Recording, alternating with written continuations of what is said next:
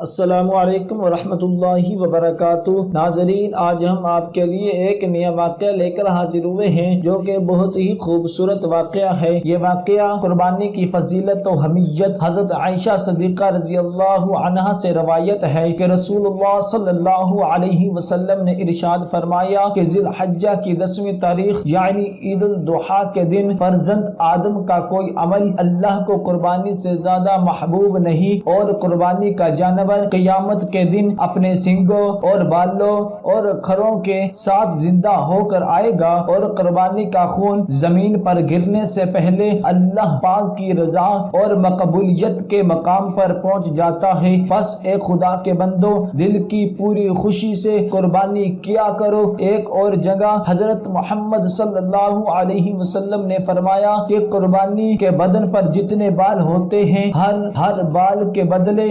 ایک نیکی لکھی جاتی ہے۔ سبحان اللہ! بھلا سوچو تو کہ اس سے بڑھ کر اور کیا ثواب ہوگا کہ ایک قربانی کرنے سے ہزاروں لاکھوں نیکیاں مل جاتی ہیں۔ بھیڑ کے بدن پر جتنے بال ہوتے ہیں اگر کوئی صبح سے شام تک گنے تب بھی نہ گن پائے، پس سوچو تو کتنی نیکیاں ہوئی۔ بڑی دیانتداری بات تو یہ ہے کہ اگر کسی پر قربانی کرنا واجب بھی نہ ہو تو تب بھی اتنے بے حساب ثواب کی لالچ سے قربانی کر دینا چاہیے کہ جب یہ دن چلا جائے گا یہ دولت کہاں نصیب ہوگی، اور اتنی آسانی سے اتنی نیکیاں کیسے کما سکو گے۔ اور اگر اللہ نے مالدار اور امیر بنایا ہے تو مناسب ہے کہ جہاں اپنی طرف سے قربانی کریں، جو رشتہ دار وفات پا گئے ہیں جیسے ماں باپ وغیرہ، ان کی طرف سے بھی قربانی کر دیں کہ ان کی روح کو اتنا بڑا ثواب پہنچ جائے گا۔ حضرت محمد صلی اللہ علیہ وسلم کی طرف سے،